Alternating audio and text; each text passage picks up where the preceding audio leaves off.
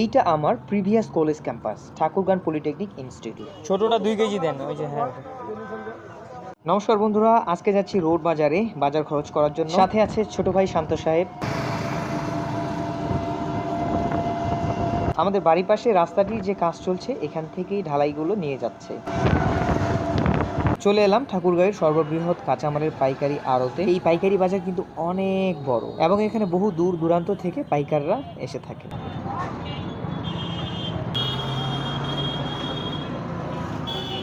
এইটা আমার previous college campus, যেখানে আমি 4 বছর পড়াশোনা করেছিলাম, কিন্তু এখন সবই অতীত। অনেক স্মৃতি পড়ে আছে এই কলেজে।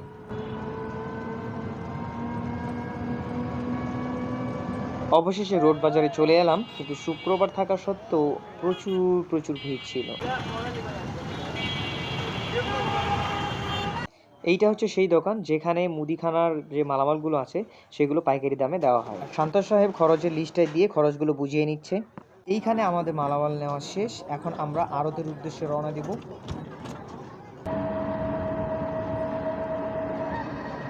আমরা এখন ঠাকুরগাঁয়ের শুক নদী পার হচ্ছি।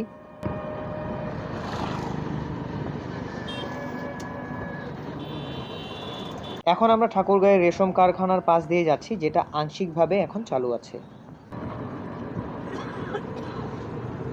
ইকো পাঠশালা অ্যান্ড কলেজ, যেটা দেখতে অত্যন্ত নান্দনিক এবং এখানে উন্নত শিক্ষা ব্যবস্থাও আছে।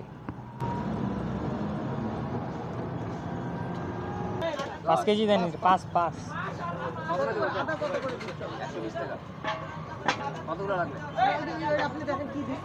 ছোটটা 2 কেজি দেন ওই যে। হ্যাঁ, আমরা এখন কাঁচামালের আড়তে নামছি এবং এখান থেকে প্রয়োজনীয় জিনিসগুলো নিয়ে রওনা দিব।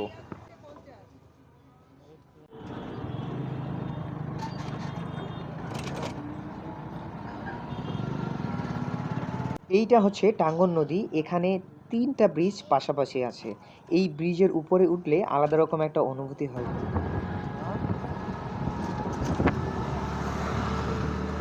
এখন যেটা দেখতে পাচ্ছেন এটা হচ্ছে অপরাজয় 71, 1971 সালের স্মৃতি বিজড়িত একটি স্তম্ভ। এর পাশাপাশি আছে একটি মডেল মসজিদ, যেটা দেখতে অত্যন্ত চমৎকার।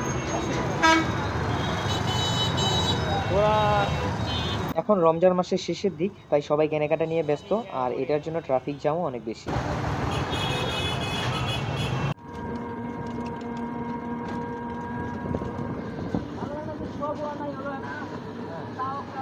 এখন আমরা সেনুয়া নদী পার হচ্ছি, আর এই ব্রিজের উপর থেকে সত্যি প্রকৃতির ছোঁয়া অসম্ভব সুন্দর।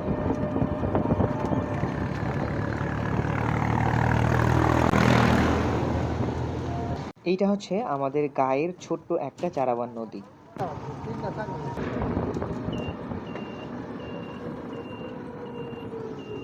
এবার আমরা পাকা রাস্তা থেকে কাঁচা রাস্তায় নেমে পড়লাম। বন্ধুরা, অবশেষে বাড়ি চলে এলাম। আর ভিডিওটা আপনাদের কেমন লাগলো অবশ্যই জানাবেন। দেখা হবে পরবর্তী কোনো ভিডিওতে। ধন্যবাদ।